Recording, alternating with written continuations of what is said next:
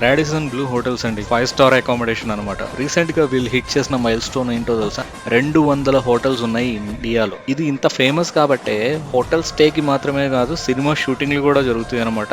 బాలీవుడ్ లో మనకి 2 సినిమాలు చెప్పుకోవచ్చు. కేల్ కేల్ మే అని అక్షయ్ కుమార్ హీరోగా అండ్ తాప్సీ పన్ను, వాణి కపూర్ వాళ్ళందరూ కూడా ఇక్కడే స్టే చేశారు. అక్టోబర్ అనే movie shooting one of the Radisson Blu ఢిల్లీలోనే జరిగింది. వరుణ్ ధావన్, బనీతా సంధు వాళ్ళు అక్కడే స్టే చేశారు. సౌత్ విషయానికి వస్తే గనుక లింగా మూవీలో అనుష్క శెట్టి గారు ఇక్కడే స్టే చేయడమే కాదు, షూటింగ్ కూడా జరిగిందనమాట. రీసెంట్ గా నేను విజిట్ చేయడం జరిగిందండి. పర్ నైట్ 11,000 రూపీస్ ఈ హోటల్లో స్టే చేయాలంటే.